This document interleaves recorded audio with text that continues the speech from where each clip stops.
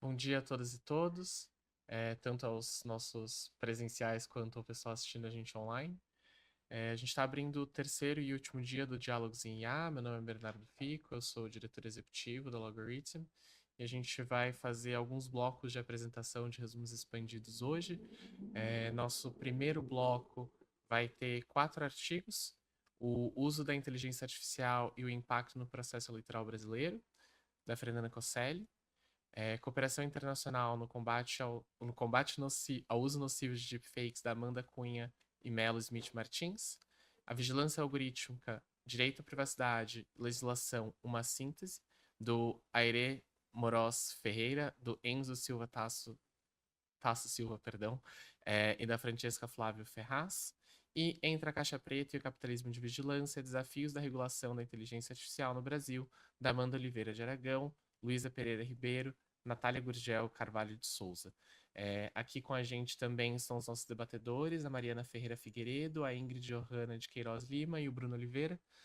Agradeço a todos pela presença, e para dar início aos nossos trabalhos, vou chamar a nossa primeira apresentadora, a Fernanda Cosselli. Por favor, fique super à vontade para tomar a palavra.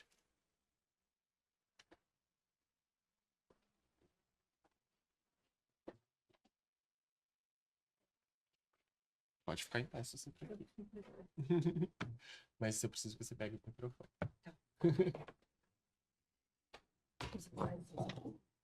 Você pode falar pela frente, se você quiser. Não, slide. Slides já estão ligados? Já veio.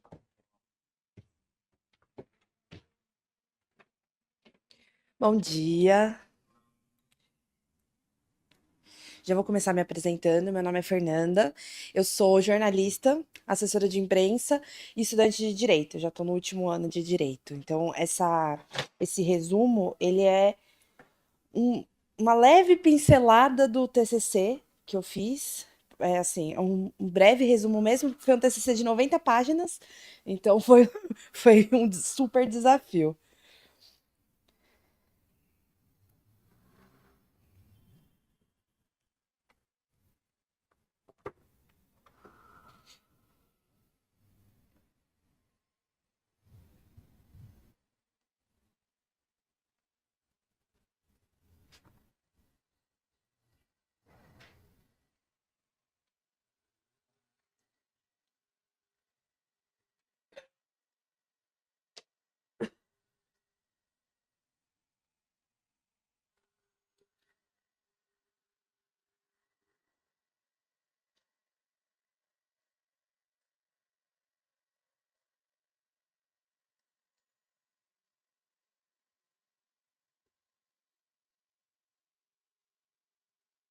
Tô começando, tá? Desculpa. Fica tranquilo. Bom, eu vou começar, tá? Eu preparei uns slides, mas aí daqui a pouco a gente coloca. Então, assim, o artigo que eu desenvolvi, ele analisou especificamente o uso, não, o impacto do uso da inteligência artificial no processo eleitoral. A pesquisa foi desenvolvida no ano passado, tá? Então, e foi desenvolvida antes, ela foi finalizada antes das eleições, tá? Então, muita coisa aconteceu depois, tá? Eu baseei toda a pesquisa em revisão bibliográfica, análise jurídica da Constituição, da LGPD, do nosso Código Eleitoral, da Lei das Eleições e das resoluções mais recentes do TSE. Além também, eu fiz um comparativo com as leis especificamente da União Europeia e dos Estados Unidos. Então, o objetivo era justamente trazer esse questionamento sobre o impacto. Então, é um impacto positivo, é um impacto negativo, ou se de fato tem algum impacto. Bom, seguindo. Então, é um fato que a inteligência artificial ela já faz parte do nosso dia a dia em vários aspectos e cada vez mais para fazer vídeo, para fazer foto, para fazer texto, para tudo. Então, assim, tem os benefícios e tem os riscos. Ela tem uma. Quando a gente fala de inteligência artificial, a gente vê uma dualidade. Então, os benefícios a gente pode ter como por exemplo, transparência, mais eficiência, monitoramento de campanhas, combate à desinformação, a gente pode também utilizar para combate à desinformação, mas os riscos, inclusive já foi falado no primeiro dia de evento, se eu não me engano, a manipulação dos eleitores, então você pegar um vídeo, transformar um candidato que não tenha tanta popularidade em algo, um personagem mais simpático e mais amigável. A gente pôde analisar que em 2024, isso foi uma análise que eu fiz depois, tá? Inclusive trazendo algumas referências ao primeiro dia que a gente teve de evento aqui, que em 2024 não teve tanto impacto assim, justamente porque o TSE barrou muita coisa, o que deu uma amenizada na situação, mas mesmo assim a gente teve alguns casos pontuais. Eu tive 3 objetivos centrais com essa pesquisa. Então, analisar os riscos e benefícios da aplicação da inteligência artificial no processo eleitoral brasileiro, comparar a experiência brasileira com os modelos regulatórios que a gente tem na União Europeia e nos Estados Unidos. E uma coisa que foi até curioso, porque a gente fala, é tecnologia, Estados Unidos, mas a União Europeia está muito mais à frente nessa parte legislativa do que os Estados Unidos. Então, lá ainda corre tudo muito solto, especificamente sobre essa questão da IA, do processo eleitoral, e até em termos jurídicos mesmo. E o outro ponto, que foi o objetivo também do projeto, é refletir sobre a regulação, a adequação no campo jurídico eleitoral, indicando caminhos para equilibrar o melhor dos dois mundos, basicamente.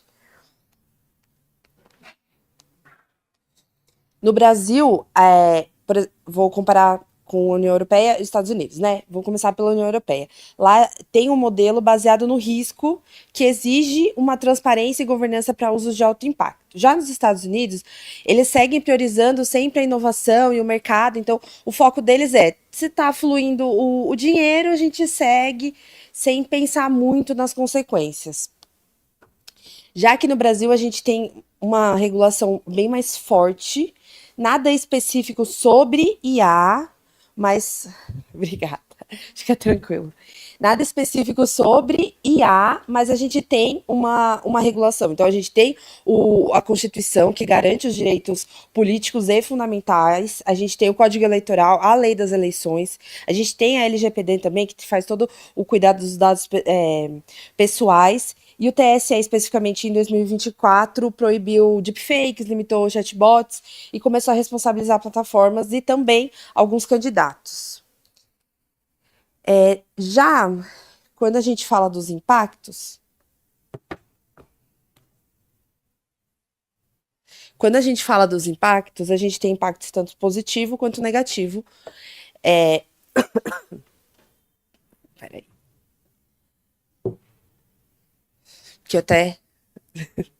Que eu até já comentei. O negativo, o positivo, né? Transparência, monitoramento, combate à desinformação. A gente consegue ter, com a IA, um mapeamento de dados e usar isso a favor dos candidatos. Óbvio, sem desrespeitar a LGPD ou coisas do tipo, tá? A gente consegue ter um auxílio nas pesquisas. E também até a própria produção de conteúdo, quando a gente fala de conteúdo. Óbvio, né, dentro dos limites, né, não distorcer conteúdos. Só que acaba sendo, né, tendo impactos negativos, que é manipulação, criação de fake news em massa, e aí a gente já pode trazer, que na pesquisa que eu desenvolvi, a gente fala de questões já de eleições bem antigas, da primeira eleição do Trump, porque a gente acha que isso é uma coisa recente, mas não é, já vem lá de trás. E acaba também criando uma quebra na confiança com o público e com o eleitor em geral.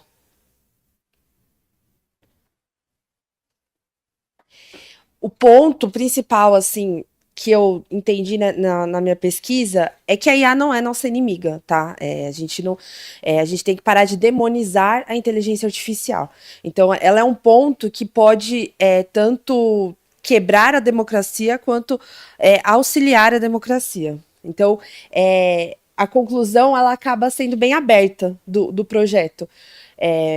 O que é um fato que, inclusive, esse ponto eu refleti no primeiro dia do evento que teve. Além da gente regular a inteligência artificial, a gente precisa também educar as pessoas, né, para realmente a pessoa olhar aquele conteúdo e ter o discernimento de será que isso aqui é verdade, será que não é? Então, por exemplo, um vídeo que foi até um exemplo que eles citaram da Tabata Amaral abraçando o Marçal. Será que esse vídeo é verdade? Então, da pessoa realmente ter essa consciência e ter uma educação. Então, é como se fosse uma educação digital. Então, é um ponto que a gente precisa também, além de regular. Então, unindo a ética, a regulação e também a educação, que é um ponto que eu queria adicionar aqui, a gente tem a inteligência artificial como nossa aliada. Então, assim, enquanto tiver tudo muito solto, sem regulação e sem educação, a gente vai ter sérios problemas. Então, sem controle, a inteligência artificial acaba sendo realmente uma ameaça em diversos aspectos, né? Mas principalmente uma ameaça à democracia. E aí, só para finalizar, trazer realmente essa frase que foi assim, eu diria que é o grande resumo de 90 páginas de TCC, que a tecnologia ela não é inimiga da democracia, mas sem a regulação ela pode se tornar de fato uma grande ameaça, tá? É isso.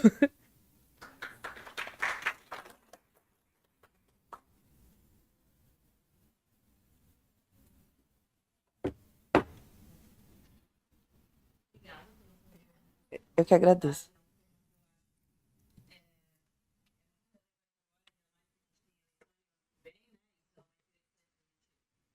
Debater sobre isso, trazer essa dualidade, né? Eu acho que você abordou muito bem essa parte da dualidade do uso da inteligência artificial e como esse uso de uma forma, né, uma forma regulada, uma forma medida, isso pode ser de alguma forma.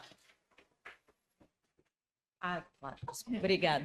Isso pode ser de alguma forma benéfico ou maléfico, né, para uma instituição democrática. Isso a gente vem observando, né, em outros países, né, o quanto isso tem sua importância, e no Brasil isso não é diferente. Eu recomendaria, para o avanço, né, da pesquisa, também uma observação no que a gente tem hoje no PL sobre inteligência artificial aqui no Brasil. A gente vem tratando de temáticas muito importantes aí sobre responsabilidade, né, em relação à manipulação de inteligência artificial. A gente também está vendo ali, né, discutindo muito sobre direitos de personalidade. Então, a pessoa que é alvo, por exemplo, de um deepfake, alguma coisa desse tipo, dela ter, de fato, o controle sobre o que ela vai, né, sobre aquela imagem, sobre fazer aquele takedown, né, do vídeo, da plataforma, enfim. Então, acho que a minha maior recomendação seria essa, ir atrás do nosso PL, porque tem discussões muito, muito ricas mesmo sobre justamente o seu tema, tá?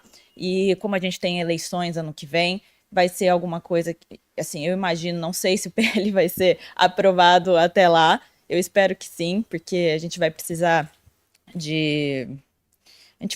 dessa regulação, isso é inegável. E também, né, agora que a gente tem uma modificação da importância da nossa agência, né, antes nossa Autoridade Nacional de Proteção de Dados, agora a gente tem a nossa Agência de Proteção de Dados, e vai ser importante também pesquisar essa parte da responsabilidade e também, vamos dizer assim, das funções que a gente tem a partir de uma agência agora reguladora. E isso é muito importante para a sua pesquisa, porque eu acho que a regulação ela tem que partir de alguém que está ali monitorando, alguém que tem uma função de fazer essa, vamos dizer assim, essa fiscalização, né? E para dar continuidade, né, e dar essa aprofundada, eu recomendo mesmo essa atenção a esses dois pontos aqui no nosso contexto brasileiro. Obrigada. Opa, acho que não chega. Vai chegar. Vai chegar? Ah, boa. Oi, Fernanda. Bom dia. Parabéns pela sua apresentação. É, Na verdade, ela já antecipou, a Mariana já antecipou algumas questões, então eu endosso essa questão do PL 2338, que eu acho que vai te trazer aqui uma visibilidade diferente do que você trouxe no âmbito geral, porque ele é um âmbito bem específico sobre inteligência artificial, e eu acho que vale super a pena ter uma passada nisso, e eu acho que isso acabou acontecendo muito porque, pelo que você falou, a sua pesquisa foi finalizada no ano passado. Então, toda a movimentação do PL tem sido mais recente, não é um PL tão recente assim, salvo engano, ele é de 2023, mas mais recentemente todo mundo tem se movimentado nessa linha, né? Então a gente tem visto aí vários debates a respeito do assunto e a gente acredita que cada vez mais isso vai aumentar, né? Tem alguns comentários com relação ao texto que, quando você apresentou falando da sua graduação anterior em jornalismo, aparece bastante isso no texto. E eu achei muito interessante que, salvo engano, dos 4 resumos, o seu foi o único que tinha a nota indicando que você usou uma ferramenta de inteligência artificial para apresentar aquele texto, que é resultado de uma pesquisa anterior e muito maior e muito mais densa. E eu admito que, durante a leitura do texto, isso apareceu em algumas coisas, eu falei, nossa, está faltando alguma coisa aqui, e é muito interessante como a própria IA pode ser aquela ferramenta que nos apoia, mas também pode ser uma ferramenta que, nossa, deixou alguma coisa aqui. Por exemplo, eu senti falta de algumas citações, algumas referências bibliográficas. Mas aí, quando eu vi no final que tinha a nota, fez todo sentido. Exatamente, que era um resumo de um trabalho muito maior para limitar as regras do edital. Então, fez muito sentido nessa linha, mas aqui pensando em outro contexto, assim, quero usar esse resumo para ampliar essa reflexão sobre impactos e tal, acho que seria importante trazer algumas questões mais conceituais, mais definindo, e aí eu vou trazer uma provocação para você também, porque, assim, até a sua frase final era na linha de que a regulação poderia ser um caminho de solução, digamos assim. Mas será que é? Será que realmente esse é o único ponto, pensando em processo eleitoral e pensando na recente democracia que a gente tem? Então, fica como reflexão. E aqui no seu problema de pesquisa você fala de que forma que ela pode influenciar no processo eleitoral. Então, você já parte do pressuposto que sim, ela influencia. Então, talvez fosse uma reflexão também de, será que está influenciando mesmo? Será que não é um posicionamento ali que alguém, em algum momento, passou a entender que tinha uma influência? Então, uma pergunta anterior para refletir sobre o todo. Mas, no geral, eu achei muito bom o seu trabalho, parabéns pela pesquisa. E aqui são reflexões para você aprimorar, talvez. Obrigada. Ingrid.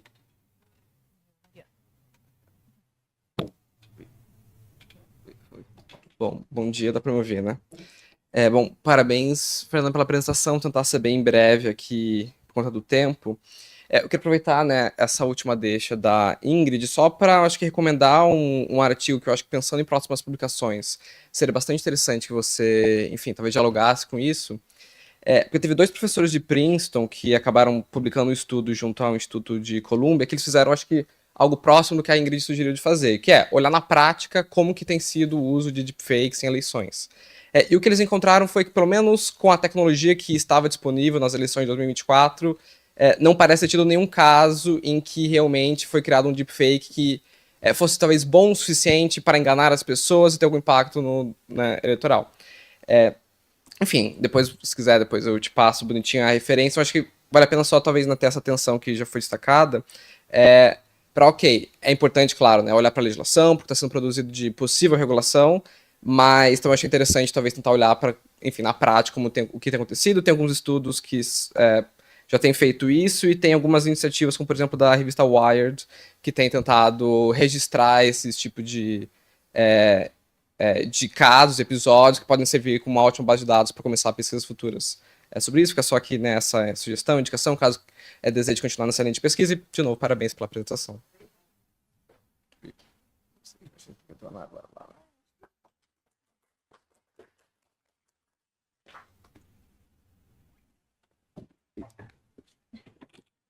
Vamos lá, vai dar certo.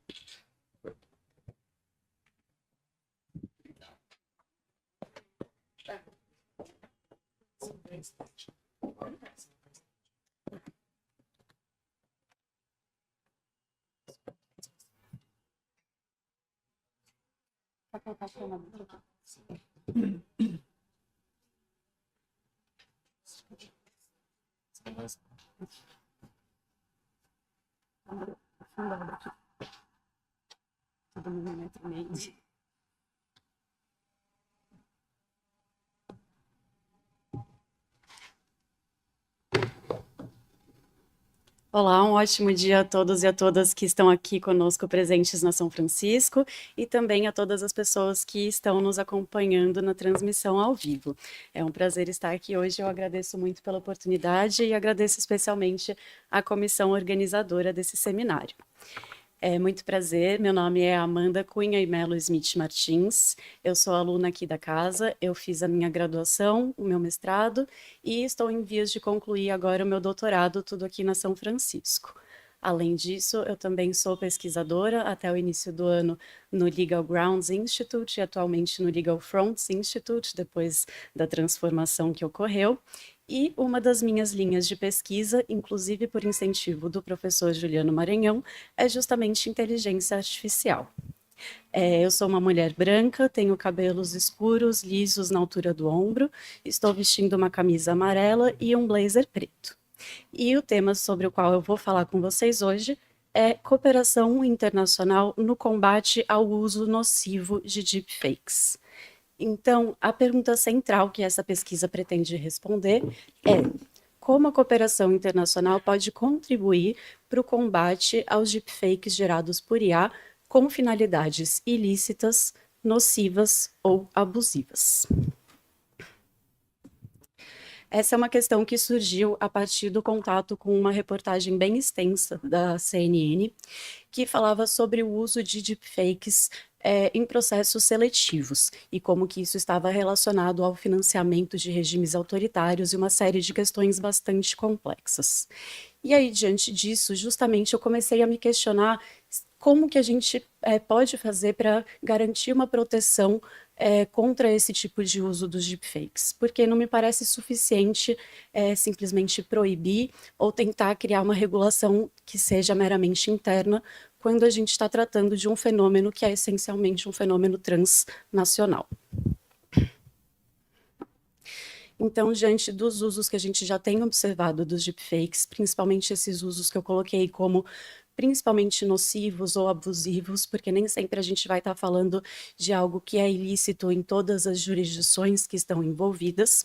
Conforme essas situações estão se multiplicando, a ideia dessa pesquisa foi justamente pensar se uma regulação rigorosa seria o melhor caminho, e com isso questionar se regular os deepfakes seria algo suficiente em termos práticos, principalmente quando nós estamos falando de casos mais graves ou mais extremos.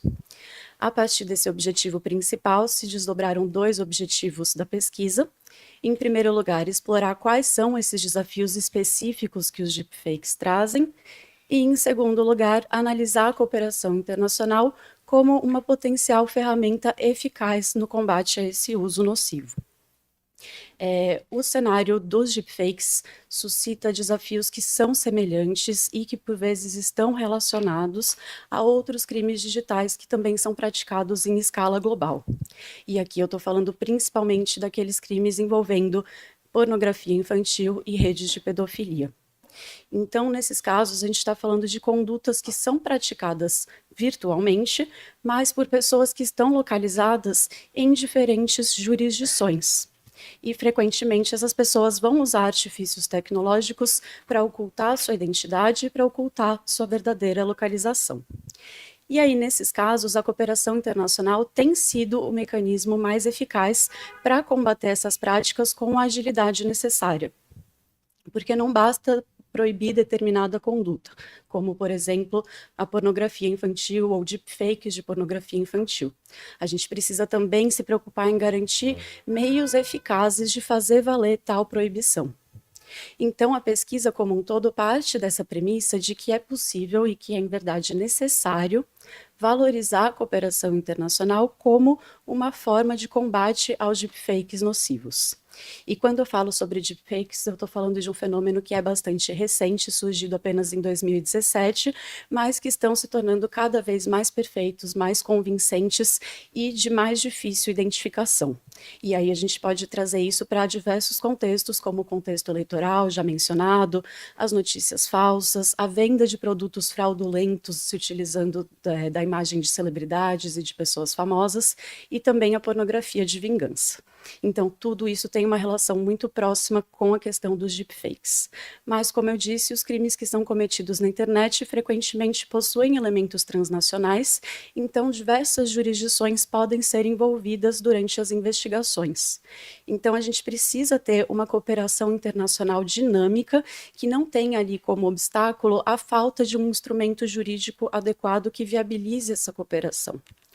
Então, com isso, o avanço dos crimes cibernéticos tem motivado a celebração de tratados e protocolos, como, por exemplo, o protocolo facultativo à Convenção sobre os Direitos da Criança, que é referente à prostituição e à pornografia infantil, também a Convenção de Palermo, ambos internalizados em 2004, e mais recentemente, em 2023, foi ratificada também a Convenção de Budapeste sobre o cybercrime, que é importantíssima.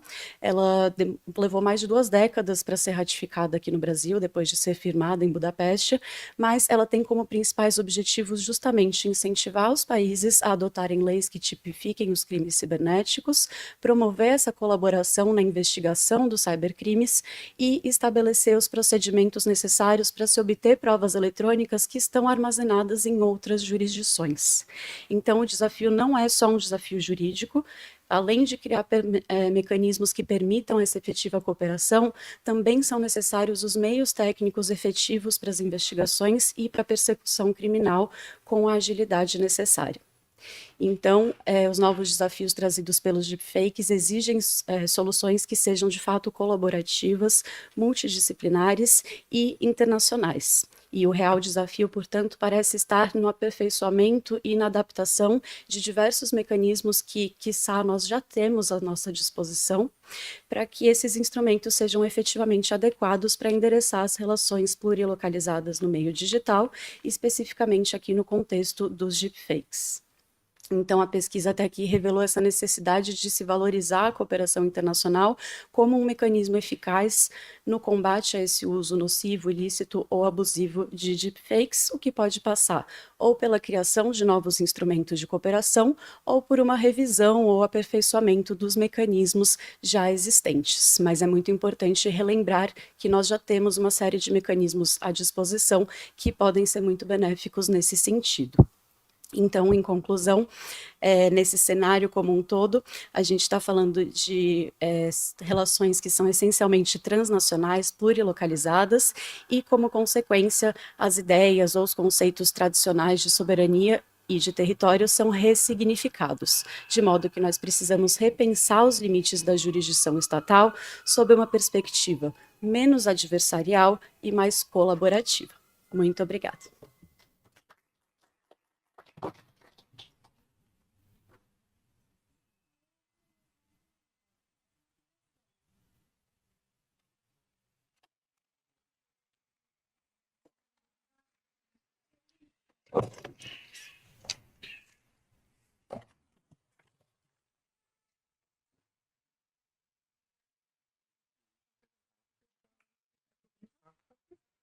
Quer falar primeiro? Então vou eu. Bom, parabéns pela apresentação, Amanda. Acho que é um tema, né, obviamente, super relevante, importante. Eu, assim, para ser bastante breve, eu ficaria só em uma provocação, assim, pensando tanto no que você apresentou quanto no resumo expandido, que eu achei, tem um ponto que não ficou muito claro para mim, que eu acho que seria interessante, talvez, tentar explorar mais. Que é, juridicamente, qual que é a grande diferença entre, assim, o vídeo de pornografia infantil que foi produzido, digamos assim, da maneira tradicional e o vídeo foi produzido por IA? Não ficou claro para mim, assim, que diferença faz ele ter sido produzido por deepfake? Como que isso vai impactar juridicamente? Porque, ok, você pode colocar ali um qualificador, que a pena vai ser mais alta, talvez isso seja extremamente justificado, mas fora isso eu tenho dificuldade em entender por que muda.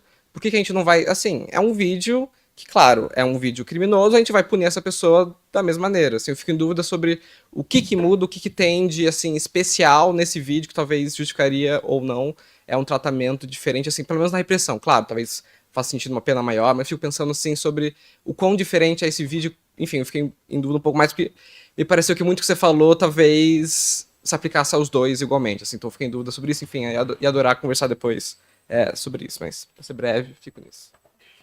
E aí, parabéns pela apresentação.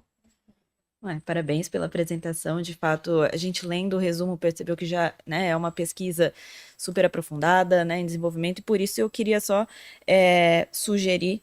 Esses dias eu estava lendo um informativo do STJ, informativo 861, e teve o agravo regimental no recurso em mandado de segurança, o número é 74604 de Tocantins, e ele fala justamente sobre essa parte de cooperação internacional, e fala, né, aqui que empresas multinacionais que atuam no Brasil estão sujeitas às leis brasileiras, então não é necessária a cooperação internacional para fornecimento dos dados armazenados por provedores de serviços de internet, que eles falam que como as empresas já são multinacionais, estão atuando aqui no Brasil, a gente não precisaria necessariamente dessa cooperação. Então, acho que vale a pena a leitura desse julgado em específico, justamente aí talvez tenham algumas reflexões do tribunal para você conseguir complementar ou não, né, a sua pesquisa, conforme você achar mais adequado. Obrigada. Oi, Amanda, parabéns pela sua pesquisa. Endossando o que eles falaram, realmente é um resumo que é perceptível, que está no estado avançado de pesquisa, mas eu senti falta de uma coisa, explorar um pouquinho a metodologia. E aí talvez seja algo porque o resumo, você limitar as condições do edital, seja realmente muito difícil. Então, acho que pensando aqui em anais, talvez se tiver um espacinho aqui, vale explorar um pouquinho mais a metodologia de como tem feito. E aí vou trazer também um ponto para reflexão. Considerando que você já está no estado avançado de pesquisa, e a gente bem sabe que quando isso acontece, a gente acaba se contaminando um pouco com o nosso objeto de pesquisa e ficando muito apegado a isso, eu tive a sensação de que em alguns momentos você já tinha uma posição muito específica sobre aquele objeto. Então, assim, era um posicionamento no sentido de convencer o leitor de que sim, aqui o uso de deepfake era nocivo nessa condição específica e enfim. Talvez trazer um pouco mais de dúvida para esse texto, para que não haja um posicionamento tão específico assim, sabe? Tão fechado. E aqui talvez não seja o espaço do resumo, de fato, mas naquele momento em que a gente guarda um pouquinho o texto, deixa ele descansar, depois volta de novo para trazer um pouco mais de reflexões. E aqui trazendo alguns casos práticos também, porque como você trata sobre a cooperação internacional, acho que faria muito sentido se tivesse algumas situações nacionais, alguns contextos nacionais exemplificando esse fato. E aqui talvez seja o link com a metodologia que eu falei lá no começo. Então, não seria uma situação de estudo de caso, nem nada nessa linha, mas que no dia a dia a gente conseguisse enxergar na prática aquele leitor que não é do direito, que não é desse mundo, conseguisse perceber o que você está falando sobre o uso nocivo dessa ferramenta. Eu tenho a formação no sentido de que a pesquisa ela é para a sociedade. Então, muitas vezes a gente acaba direcionando muito para aquele público específico e a gente precisa entender de forma macro como que aquela ferramenta, como que aquele texto, como que aquilo chega no nosso dia a dia. E aí, alguns exemplos, a gente tem enfrentado diversas campanhas da Febraban, das instituições bancárias, no sentido de que tenham cuidado com essas ferramentas, tenham cuidado com a sua imagem, tenham cuidado onde você coloca aquele registro, porque isso facilmente pode ser manipulado. E aqui apenas endosso a conclusão, acho que provisória, mas que aparentemente vai ser a conclusão da sua pesquisa, mas no sentido de uma solução colaborativa entre instituições, você traz a questão internacional, mas eu acho que o internacional é a parte 2 desse movimento, né? Vem uma parte anterior, nacional, para que a gente consiga ampliar para essa cooperação internacional, porque me parece que ainda temos muitas células, né? E aqui é simplesmente endossando sua conclusão e parabenizando pela sua pesquisa.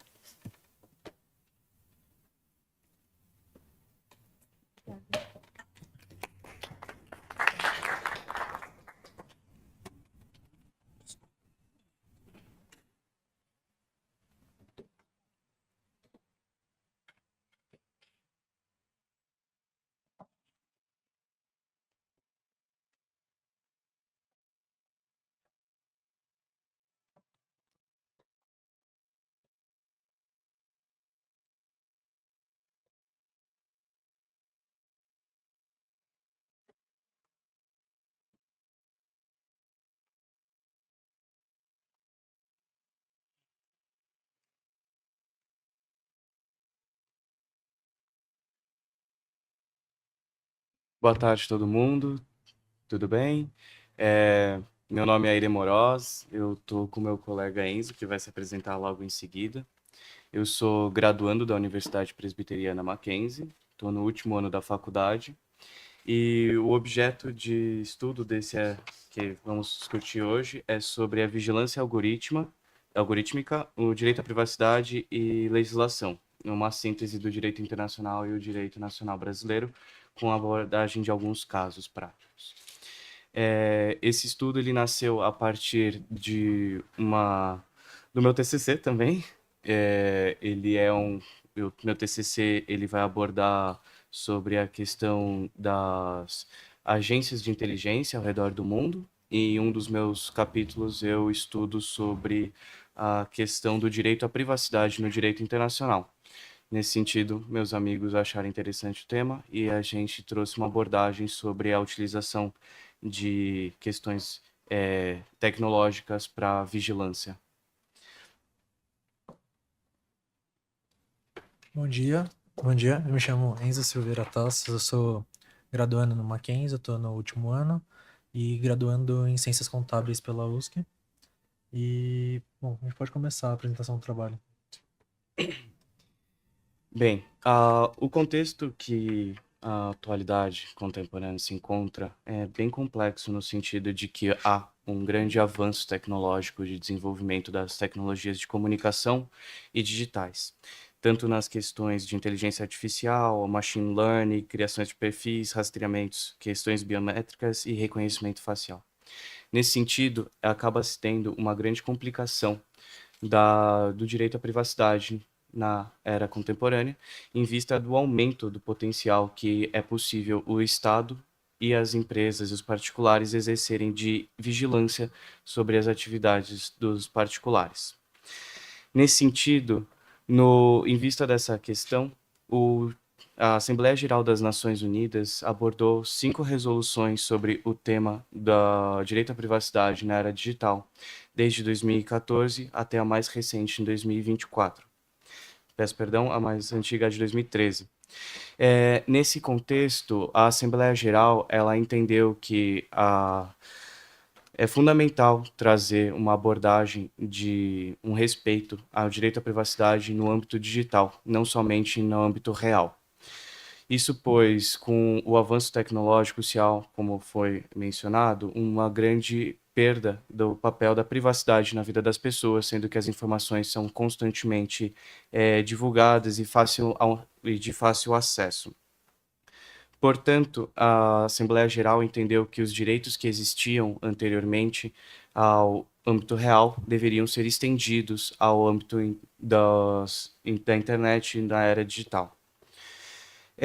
O direito à privacidade, que ele abrange a 6 gêneros pela concepção de Daniel Sulov, sendo que o principal para esse estudo é a intimidade, que, segundo ele define, é o controle sobre o acesso limitado das informações e os aspectos da vida íntima do indivíduo. Portanto, se tem a perda dessa questão em vista da facilitação de acesso, de análise, e que o avanço tecnológico permitiu que as atividades não tivessem mais uma limitação temporal ou de escala de alcance para serem exercidas. Nesse sentido, estaria sendo colocado em risco o direito à privacidade, que é um direito humano reconhecido por diversas convenções internacionais, como a Declaração Universal dos Direitos Humanos, a Convenção Europeia de Direitos Humanos e a Convenção Interamericana de Direitos Humanos, que prevê que o direito à intimidade, o direito à privacidade é um direito essencial e que deve ser preservado. Nesse contexto, os estados e principalmente as atividades de segurança nacional dos estados, elas possuem a capacidade de exercer uma vigilância mais específica e mais estrita sobre os indivíduos, como o caso de mass surveillance, não mais se limitando propriamente a indivíduos que estejam em situações de estarem um risco ao Estado, mas propriamente vigilar para evitar qualquer situação de risco, sendo que você perde a situação e acaba sendo só mais uma questão.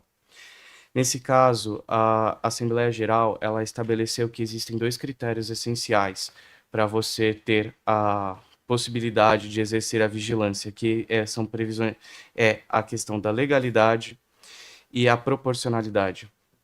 Caso não se tenha esses 2 requisitos, não se passe por esses critérios, a atividade de vigilância estaria sendo ilegal e contrariando interesses de direitos humanos e, portanto, acabaria colocando em risco diversos direitos que estariam relacionados ao direito à privacidade, como a liberdade de expressão e, portanto, princípios que estariam relacionados ao Estado Democrático de Direito.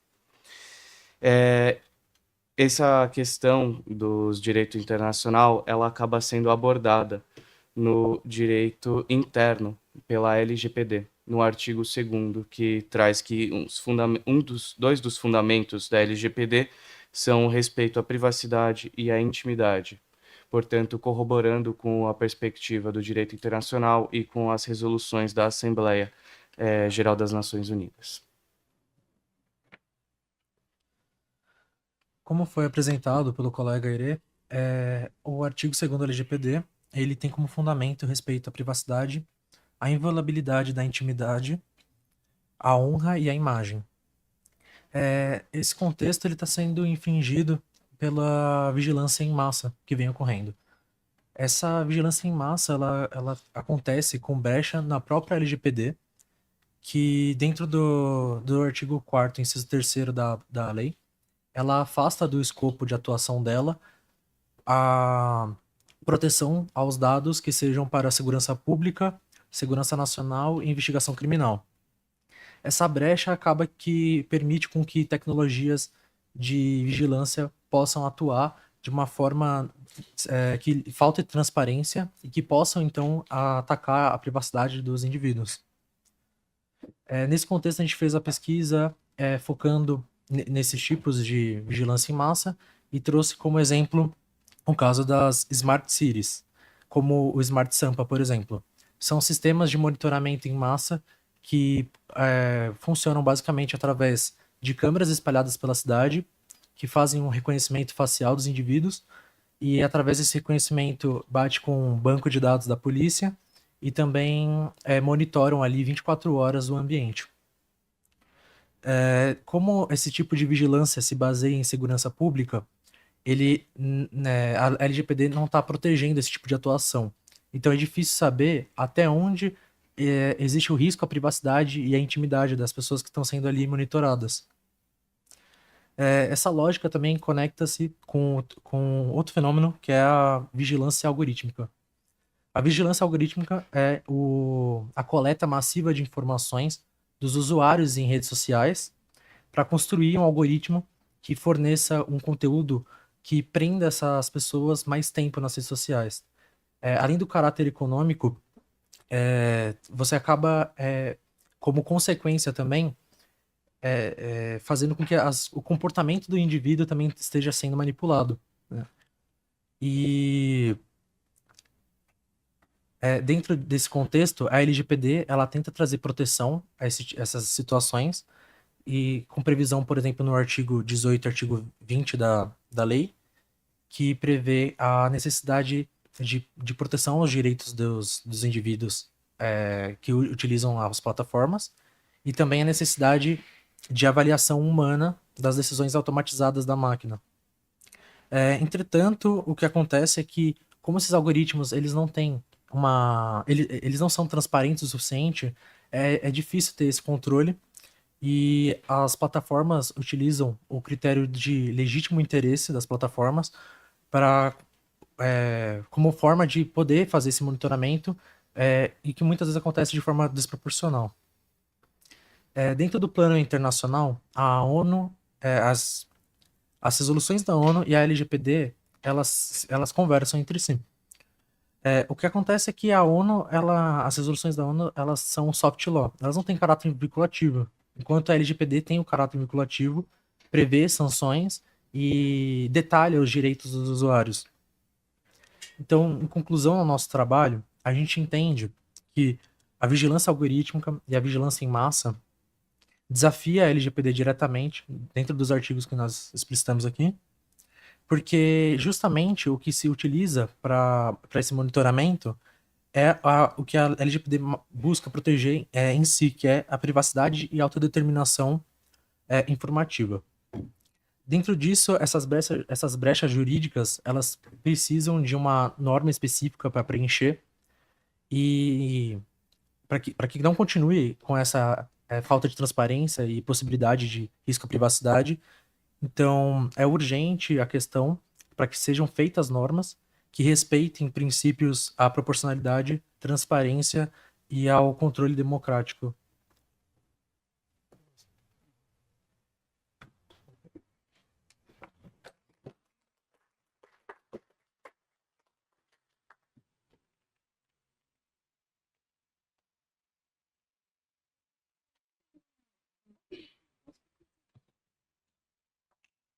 Oi, tudo bom? Obrigada aí pela apresentação. Não, de fato é um tema aí que a gente tem que pensar bastante, né? Porque a gente está falando aqui também de vigilância, a gente está falando de espaço público. Eu queria fazer uma sugestão para vocês. Recentemente, 1º de abril de 2025, o STJ julgou um caso sobre monitoramento de câmeras instaladas em via pública. E ele disse que mesmo sem autorização judicial, isso não configuraria ação controlada e não seria ilegal. E eles justificaram isso, né, como uma diligência legítima para observar movimentações suspeitas e colher indícios de crime, desde que a filmagem seja feita em local público e sem invasão à privacidade. Então eu trago aqui essa reflexão para vocês, né, pensarem aí no trabalho, né, porque a gente também está falando desses outros aspectos, justamente que vocês acabaram citando, que tem na LGPD, a gente fala de segurança, a gente fala de vigilância, mas também a gente tem esses entendimentos que eu acho que vale a pena explorar melhor no nosso contexto aqui, Brasil, né? Já que a gente está falando justamente dessa implicação enfim, dos efeitos das regulações aí da ONU e tal, mas a gente tem que pensar também no nosso país, né? Obrigada. Aire e Enzo, parabéns. Parabéns para a Francesca também, que não está aqui conosco, mas é coautora do trabalho, acho que não está, né? Endossando o comentário da Mariana, acho que aqui vocês trouxeram uma reflexão sobre qual seria a base legal adequada para esse tratamento. Então, poderia ser isso de uma forma bem explícita, porque é uma reflexão super válida, atual, em discussão. Admito que quando eu vi Smart Sampa, eu não sabia o que era, precisei procurar e vi que era o equivalente ao Smart Sampa. E aí, isso acho que cabe uma nota de rodapé para explicar, porque eu não conhecia. Mas, de qualquer forma, acho que o principal ponto aqui que vocês trouxeram é uma questão de vieses, que como, assim, no corpo do texto, isso ficou muito claro que o que vocês querem discutir é qual é a base legal adequada, se a gente está falando aqui de segurança ou de proteção à vida e incolumidade física, se existem vieses, se não existem vieses, se é adequado e necessário esse tipo de monitoramento, de controle de comportamento ou qualquer tipo de justificativa. E aí, assim, talvez isso de uma forma mais explícita no trabalho de vocês fizesse muito mais sentido para o leitor, que eu estou aqui discutindo qual é a base legal que deve ser aplicada, se eu devo, de fato, dizer que é sobre segurança, porque tem alguns pontos, algumas passagens que vocês falam sobre o consentimento das pessoas. Mas aí eu posso fazer essa captura sem necessariamente ser o consentimento, porque eu estou utilizando outra base legal. Então, a raiz do problema do problema do trabalho de vocês me parece que é essa discussão. E aí, isso, de uma forma mais explícita, ficaria mais evidente durante a leitura, logo no começo, sabe? Porque aí a gente consegue entender o que vocês estão trazendo para o debate, o que vocês estão trazendo para a reflexão dos leitores. Mais uma vez, parabéns pelo trabalho.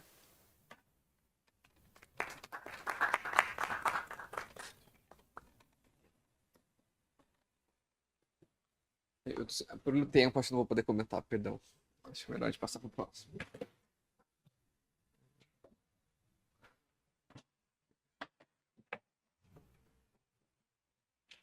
Você deixar?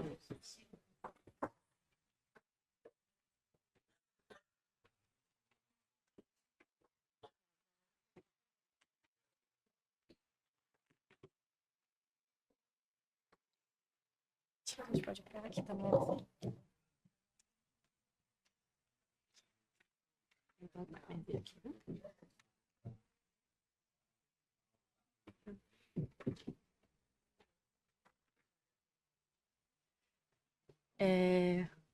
Bom dia a todos e a todas. Eu me chamo Amanda Oliveira de Aragão, sou graduada em Direito pela Universidade Federal da Bahia e venho aqui hoje à companhia de minha colega Luíse, bom dia a todos. Eu sou Luíse Pereira Ribeiro, sou pesquisadora da Data Privacy e atual presidente do Laboratório de Inovação em Direitos Digitais da UFBA.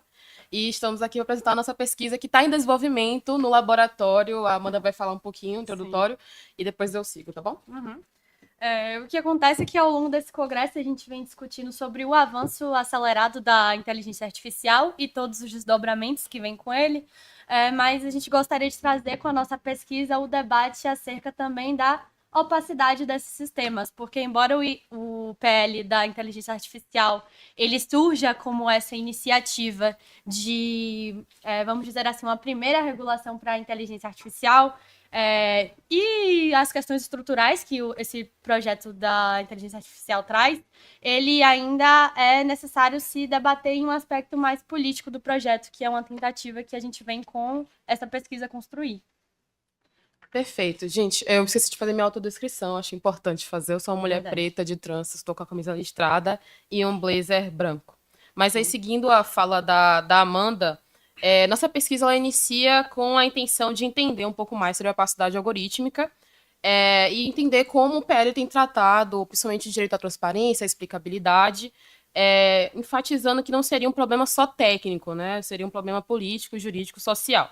Então, a gente parte da premissa que o PL 2338 ele é o primeiro marco, então a gente entende que ainda existe muito do que se aprofundar e de se refletir, mas ele seria um marco interessante, suficiente, acho que não é a melhor palavra, mas seria um marco que iniciaria esse debate sobre a transparência, a proteção de dados, uma governança que garanta um pouco mais de soberania digital também.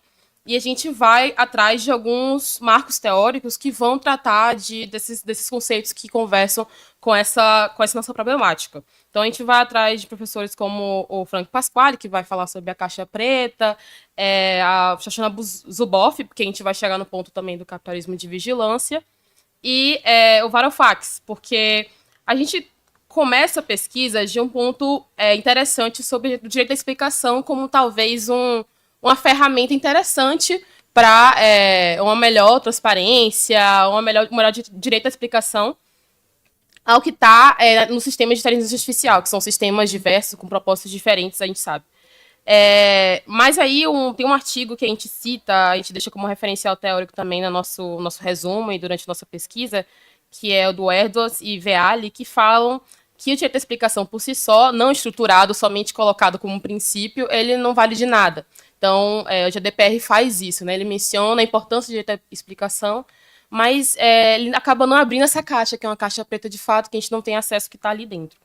Então, a gente chega num ponto ali crítico mais da nossa reflexão, que trata sobre essa realidade que a gente vive hoje do capitalismo de vigilância, no qual a gente se encontra o tempo todo, sendo observado, né, como os colegas estavam falando na última mesa, e a gente chega a um ponto da reflexão que, ok, sem a regulação, como a primeira colega conversou no primeiro resumo, sem a regulação mais próxima e talvez mais estruturada, com a governança mais prática, a gente cai realmente numa opacidade que é mais positiva, inclusive para as grandes corporações. Então, a gente estaria já não mais numa era de capitalismo de vigilância, mas um tecnofeudalismo, que é um conceito muito recente do Varoufakis, que coloca nós, como usuários, não mais na posição de somente ali, produtores de dados de forma ali, voluntária, mas como servos feudais que estão alimentando ali os senhores feudais que vão estar controlando ali nossos dados. Então, a gente fala dessa importância, a gente chega nesse ponto ali da pesquisa muito interessante de criticar esse ponto, porque, de fato, é um futuro que o professor Varoufakis coloca como um futuro ainda já mais próximo.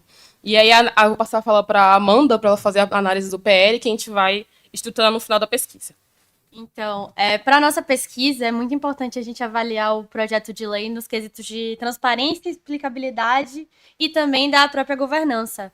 Quando a gente fala da transparência, é muito claro que o PL ele visa também resguardar o direito à informação e o direito à explicação, só que essa é uma explicação limitada porque ele vai tratar apenas dos sistemas de alto risco. E embora exista esse acesso à informação e ao sistema de risco, existem outros riscos no cotidiano que seriam riscos de médio ou de baixo risco e que eles também precisam ser visibilizados e que ainda não estão sendo contemplados nessa própria escrita do projeto de lei. Porque o que acontece? O critério central para os que podem estar em casa e não necessariamente tiveram acesso à leitura do PL da pesquisa, o principal critério é a autoavaliação. E essa autoavaliação depende muito do que o desenvolvedor vai compreender como aquele sistema ou não. E essa categorização pode ser um risco por si só, porque quando a gente até trata de outras pesquisas no nosso desenvolvimento, a gente trata, por exemplo, como o Canadá, ele está tentando, pelo AIDA, fazer uma análise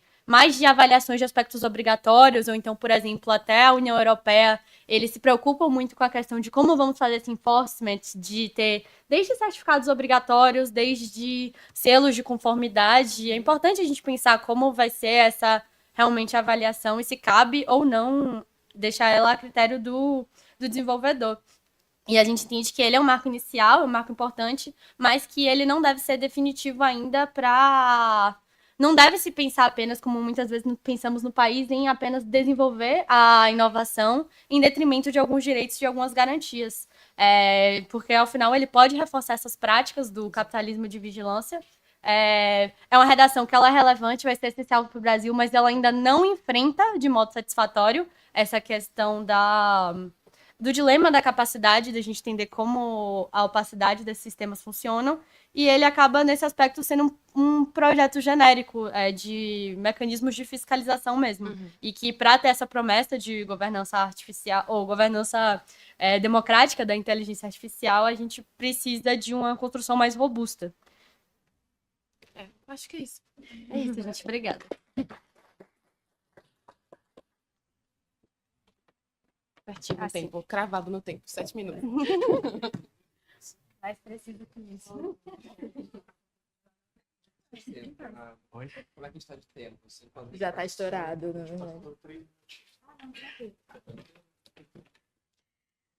Antes de eu começar, qual a graduação de vocês? Não. Uhum. em, em direito. Eu estou imensamente feliz em ouvir o sotaque de vocês. Eu sou baiana, formada pela Universidade Federal da Bahia, no BI e em Direito. Então, assim, é muito bom.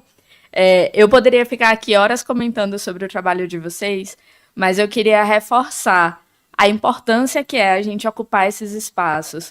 Porque muitas vezes algumas discussões ficam limitadas em alguns centros que a gente muito bem sabe. Então é muito bom quando a Faculdade de Direito da USP, quando o grupo que organiza quando a comissão organizadora abre espaço para isso e quando vocês vêm aqui para apresentar. Então, parabéns por terem vindo até aqui. Isso é muito importante, é muito simbólico para muitas pessoas. E assim, sobre o resumo de vocês, é impecável o que vocês trazem de discussão. Assim. Não tem um apontamento contraditório a ele. Pelo contrário, eu acho que é uma provocação tão válida que ela não deveria ficar restrita à academia. Isso deveria ir para fora, isso deveria ir para a bancada, para as pessoas que estão discutindo. Peraí, o que a gente pode fazer? Dá para a gente aparecer aqui com uma figura parecida com o do Amicus Curiae? O que é possível fazer? Porque se ainda há tempo de alguma alteração, de alguma reflexão sobre o que vocês estão trazendo nesse resumo, que seja feito por vocês, que seja feito com essa discussão, sabe? Acho que a gente tem que valorizar cada vez mais essas discussões. A gente está falando aqui de um tema que é muito parecido com o que a gente refletiu no trabalho dos meninos, né? Do Aire e do... Ai, gente, desculpa, eu esqueci o nome da primeira pessoa. Eu tô Enzo. É Enzo? Enzo.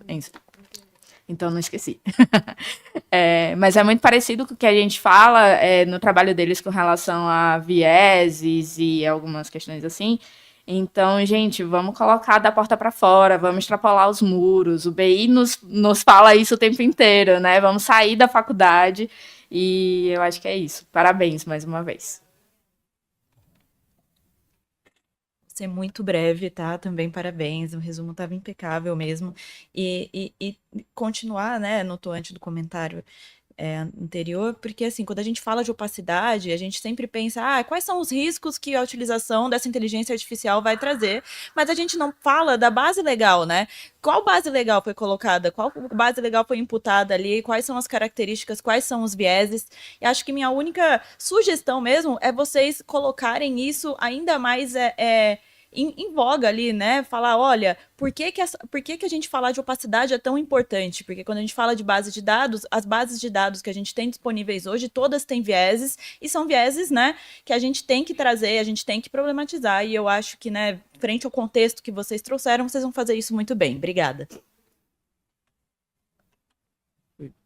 Bom, parabéns pela apresentação, acho que eu concordo com todos os elogios, né, que a Ingrid e a Mariana já fizeram. Eu queria fazer só uma sugestão, também pensando, né, em próximas publicações e tal. Eu achei muito curioso, assim, parece que vocês estão bastante preocupadas e instigadas com essa questão da caixa preta, assim. Eu acho que ia ser interessante, talvez, se tentarem desenvolver mais qual que é a alternativa que vocês meio que talvez defendem ou que vem como possível. Eu fico pensando, assim, então, pensando num modelo mais, sei lá, que o modelo base, assim, das IAs generativas atuais, a gente vai pensar lá numa rede neural. A gente vai ter a base de dados que vai ser utilizada para o treinamento, vai ter o algoritmo que eles vão utilizar para treinar o modelo com base naquela base de dados e vai ter, depois, no final, os pesos. Mesmo se você for, por exemplo, a empresa de IA generativa mais aberta do mundo e você disponibilizar essas 3 coisas para os pesquisadores, ainda assim é, de uma certa forma, uma caixa preta, assim, porque você não vai saber exatamente, só com base nessas 3 coisas, sem fazer testes ali, o que vai acontecer. Então, acho que é interessante, assim, o que vocês têm em mente, assim, quando vocês pensam quando vocês fazem as críticas a essa caixa preta? Porque esse é o melhor dos casos. Claro, a gente costuma ter bem menos informação do que isso. Mas, enfim, só uma sugestão que eu acho que eu mesmo não tenho mais resposta e adorasse ouvir a resposta de vocês, né? Ou agora, no final da pesquisa. Né? E não sei se alguém tem, se é possível responder isso, né? Mas, enfim, só pra gente pensar junto nisso. E, de novo, parabéns pela apresentação e acho que é isso, né?